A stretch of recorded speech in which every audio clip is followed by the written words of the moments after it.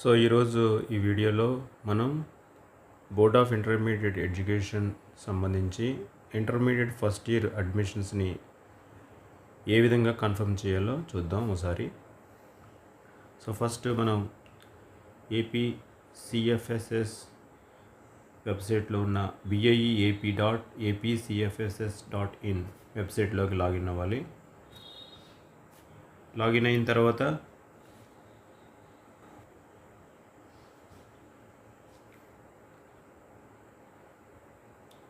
So ఇక్కడ మనకి admissions and attendance దగ్గర స్టూడెంట్ అడ్మిషన్స్ అని కనిపిస్తుంది ఫస్ట్ ఇయర్ సర్వీసెస్లో. సో ఈ ట్యాబ్ని మనం క్లిక్ చేసిన వెంటనే ఇక్కడ సో యూడైస్ కోడ్ చూపిస్తుంది. అదేవిధంగా ఎంతమంది మన దాంట్లో యూడైస్ ప్రకారం స్కూల్లో అడ్మిషన్ తీసుకున్నారు, ఇప్పటివరకు ఎంతమంది కన్ఫర్మ్ అయ్యారు అనేది మనకి ఇక్కడ కనిపిస్తుంది. సో ఇక్కడ మనం పెండింగ్ స్టూడెంట్స్ దగ్గర మనం క్లిక్ చేసినట్లయితే మనకి ఒక ఫామ్ ఓపెన్ అవుతుంది. సో ఈ పెండింగ్ స్టూడెంట్స్ వీళ్ళందరినీ కూడా మనం కన్ఫర్మ్ చేయాలి. సో కన్ఫర్మ్ చేయాలంటే కన్ఫర్మ్ మీద క్లిక్ చేసిన వెంటనే ఇక్కడ ఎస్ఎస్సి హాల్ టికెట్ నెంబర్ ఇక్కడ మనం ఎంటర్ చేయాలి. So SSC hall ticket number enter చేసిన తర్వాత ఇక్కడ వెరిఫై ఎస్ఎస్సి డీటెయిల్స్ మీద క్లిక్ చేయాలి. సో క్లిక్ చేసిన తర్వాత స్టూడెంట్కి సంబంధించిన క్యాస్ట్, నెక్స్ట్ అదేవిధంగా సబ్ క్యాస్ట్ ఇవన్నిటిని కూడా ఎంటర్ చేయాలి. అదేవిధంగా స్టూడెంట్ యొక్క డిస్ట్రిక్ట్, విలేజ్, సెక్రటేరియట్, సో ఇవన్నీ కూడా దీంట్లో మనం ఎంటర్ చేయాలి. ఇవన్నీ కూడా మ్యాండేటరీ ఫీల్డ్స్, స్టార్ మార్క్స్ ఉన్నాయి కాబట్టి. అదేవిధంగా mobile number already by default ఒక మొబైల్ నెంబర్ దాంట్లో డిస్ప్లే అవుతుంది. సో వేరే మొబైల్ నెంబర్ కూడా మనం ఇవ్వాలి. సో వేరే మొబైల్ నెంబర్ లేకపోయినట్లయితే సేమ్ అదే మొబైల్ నెంబర్ని ఎంటర్ చేయొచ్చు. ఇక్కడ ఈమెయిల్ దగ్గర స్టూడెంట్స్కి అందరికీ ఈమెయిల్స్ లేకపోతే మన స్కూల్ ఈమెయిల్ని వాళ్ళకి దాంట్లో ఎంటర్ చేయొచ్చు, ఇబ్బంది ఏమీ లేదు. అదేవిధంగా దీంట్లో మనకి admission number, date of admission కనిపిస్తాయి.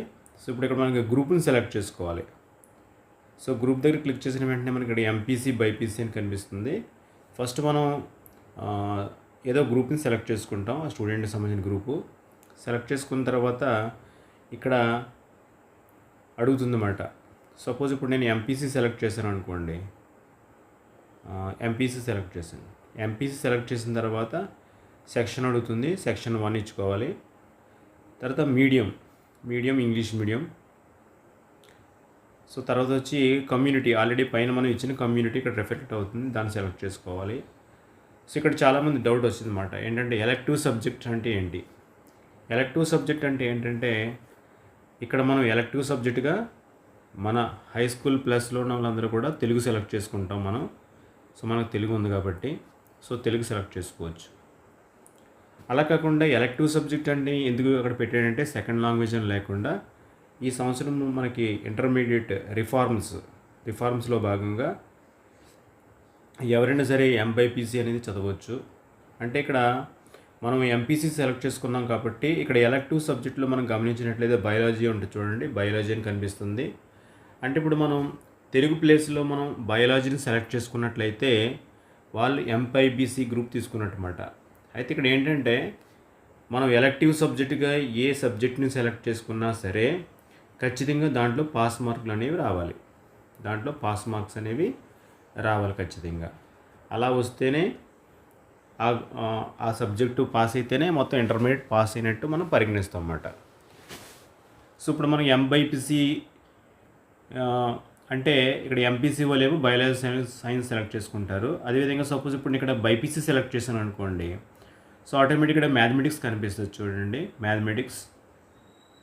ఇక్కడ మ్యాథమెటిక్స్ అనేది మనకు కనిపిస్తుంది. సో ఎందుకు మ్యాథమెటిక్స్ కనిపిస్తుందంటే ఇది కూడా ఎంబైపీసీ అన్నమాట. అంటే ఇక్కడ బైపీసీ, ఎంపీసీ అనేవి మెయిన్ గ్రూప్స్గా తీసుకొని ఎలెక్టివ్ సబ్జెక్ట్స్గా మ్యాథమెటిక్స్ కానీ బయాలజీ సైన్స్ కానీ మనం తీసుకోవచ్చు అన్నమాట. సో ఆ విధంగా తీసుకుంటే కంపల్సరీగా సబ్జెక్టులు పాస్ అవ్వాలి. అది కాకుండా ఇక్కడ పక్కన ఆప్షనల్ సబ్జెక్ట్స్ అని పెట్టారన్నమాట. సో ఈ ఆప్షనల్ సబ్జెక్ట్స్ కూడా మనం సెలెక్ట్ చేసుకోవచ్చు. సో ఇక్కడ కూడా ఆప్షనల్ సబ్జెక్టుగా మనకి చాలా సబ్జెక్ట్స్ ఉంటాయి. అయితే ఈ సబ్జెక్టులకి మ్యాండేటరీ పాస్ కాదన్నమాట. అంటే మనం సపోజ్ ఎంపీసీ గ్రూప్ సెలెక్ట్ చేసుకున్నాం ఇక్కడ మనం, లేదా బైపీసీ గ్రూప్ సెలెక్ట్ చేసుకున్నాం. తర్వాత సెక్షన్ సెలెక్ట్ చేసుకున్నాం. సెక్షన్ సెలెక్షన్ చేసుకున్న తర్వాత మీడియం అయిపోయింది. కమ్యూనిటీ కోడ్ అన్నీ కూడా సెలెక్ట్ చేసుకున్నాం. తర్వాత ఎలెక్టివ్ సబ్జెక్ట్ కింద ఇక్కడ నేను ఏం పెట్టానంటే సపోజ్ మ్యాథమెటిక్స్ పెట్టాను. సో తెలుగు పెట్టుకున్నాను. తెలుగు పెట్టుకుంటూ ఇప్పుడు మనం ఎంబైపీసీలోకి వెళ్ళమాట, ఓన్లీ మనం బైపీసీ చదువుతున్నట్టు. నెక్స్ట్ ఇక్కడ ఆప్షనల్ సబ్జెక్ట్ కింద ఇది ఆప్షనల్ అనమాట, కంపల్సరీ కాదు. ఇప్పుడు ఎవరైనా ఒక స్టూడెంట్ ఇక్కడ మ్యాథమెటిక్స్ని సెలెక్ట్ చేసుకున్నారు అనుకోండి, సపోజ్ ఆప్షనల్ సబ్జెక్ట్ కింద. దీని అర్థం ఏంటంటే ఇప్పుడు ఈ మ్యాథమెటిక్స్లో మనం ఎగ్జామ్ రాస్తాం. ఎగ్జామ్ రాసి ఫెయిల్ అయిపోయినప్పటికీ కూడా మనకి ఎటువంటి ఇబ్బంది ఉండదు. ఎందువల్లంటే సెపరేట్ సర్టిఫికేట్స్ పంపిస్తారన్నమాట. అంటే బైపీసీలో అన్ని సబ్జెక్ట్స్ పాస్ అయ్యాం, అదేవిధంగా తెలుగు పాస్ అయ్యాం. ఈ ఆప్షనల్ సబ్జెక్టు ఫెయిల్ అయినప్పటికీ కూడా మనకి ఇబ్బంది ఏమీ లేదు. ఎందువల్లంటే దీనికి సెపరేట్గా సర్టిఫికేట్ పంపిస్తారు. అంటే అర్థం ఏంటంటే ఇప్పుడు మనం బైపీసీ పాస్ అయిపోతాం, ఆప్షనల్ సబ్జెక్ట్గా మనకి మ్యాథమెటిక్స్ అని తీసుకొని సపోజ్ అది పాస్ అయ్యామనుకోండి, సెపరేట్గా సర్టిఫికేట్ వస్తుంది. ఫెయిల్ అయినా నో ప్రాబ్లం, మనకి బైపీసీ గ్రూపు కంప్లీట్ అయిపోయినట్టు అనమాట. సో ఈ విధంగా ఆప్షనల్ సబ్జెక్ట్గా కూడా మనం సెలెక్ట్ చేసుకోవచ్చు. ఆప్షనల్ సబ్జెక్ట్ అయితే అది మ్యాండేటరీ అవ్వదు. ఓకే, సో ఈ విధంగా దీంట్లో ఉన్న ఫీల్డ్స్ అన్ని సబ్మిట్ చేయాలి. సో ఇందులో అందరూ ఎక్కువ ఇబ్బంది పడేది ఏంటంటే ఇక్కడ ఫోటో సిగ్నేచర్ దగ్గర ఇబ్బంది పడతారు. సో ఈ ఫోటో సిగ్నేచర్ అనేది ఎలా చేయాలంటే మనం ముందుగా స్టూడెంట్స్ మొబైల్లో ఫోటో తీసుకున్న తర్వాత మనకి చక్కగా మైక్రోసాఫ్ట్ వాళ్ళు ప్రొవైడ్ చేసిన మైక్రోసాఫ్ట్ పిక్చర్ మేనేజర్ అని ఉంటుంది అన్నమాట. బై డిఫాల్ట్ మనకి కంప్యూటర్లో ఉంటుంది అది. మైక్రోసాఫ్ట్ పిక్చర్ మేనేజర్లో మనం దాన్ని క్రాప్ చేసుకున్న తర్వాత మనకి మైక్రోసాఫ్ట్ పెయింట్ అని ఉంటుంది. మైక్రోసాఫ్ట్ పెయింట్లో ఆ ఫోటోని మనం లోడ్ చేసి అక్కడ మనం దాన్ని మోడిఫై చేయొచ్చు అన్నమాట. మోడిఫై చేసేటప్పుడు మనం ఈ ఫోటో యొక్క డైమెన్షన్స్ ఇక్కడ చూడండి, ఇక్కడ 4.5 3.5 అంటే హైట్ 4.5 ఉండాలి, అదేవిధంగా విడ్త్ వచ్చి 3.5 ఉండాలి.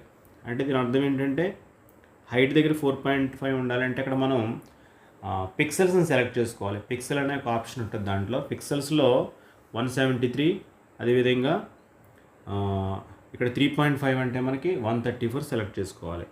సెలెక్ట్ చేసుకొని మనం దాన్ని అప్డేట్ చేసిన వెంటనే చక్కగా మనకి ఫోటో దీంట్లో ఇన్సర్ట్ అవుతుంది. సో ఇదే విధంగా సిగ్నేచర్ కూడా చేసుకోవాలి. సిగ్నేచర్లో ఇక్కడ చూడండి డైమెన్షన్స్ 1.5 3.5 ఇచ్చాడు. అంటే అర్థం ఏంటంటే మనం 3.5 మనకి ఈసారి విడ్త్ ఉండాలి, హైట్ ఏమో 1.5 ఉండాలి.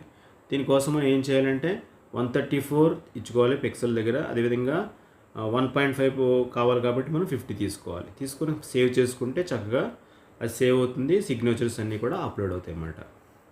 ఇప్పుడు ఆల్రెడీ నేను చేసిన స్టూడెంట్స్ సంబంధించి చేసినవి ఒకసారి ఏ విధంగా అప్లోడ్ అయినాయో చూపిస్తాను చూడండి. మనం ఆల్రెడీ కంప్లీట్ చేసినవి మాట ఇవి. సో వీటిని మనం చూడాలంటే ఇక్కడ చూడండి, స్టూడెంట్కి సంబంధించి ఆల్రెడీ నేను అప్డేషన్ అంతా కూడా కంప్లీట్ చేశాను.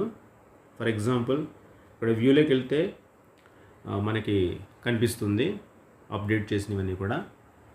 సో స్టూడెంట్ యొక్క ఫోటో, అదేవిధంగా సిగ్నేచర్. సో ఈ విధంగా మనం అప్డేట్ చేసాం.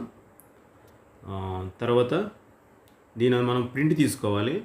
సో ప్రింట్ తీసుకున్న తర్వాత స్టూడెంట్కి ఇచ్చి, అదేవిధంగా క్లాస్ టీచర్ ప్రిన్సిపల్ సైన్ పెట్టాలి దీని మీద. అంటే ఇది మ్యాండేటరీ కాదు, అంటే స్టూడెంట్స్కి ఒకసారి ఇస్తే వాళ్ళు డీటెయిల్స్ అన్ని కూడా వెరిఫై చేసుకుంటారు.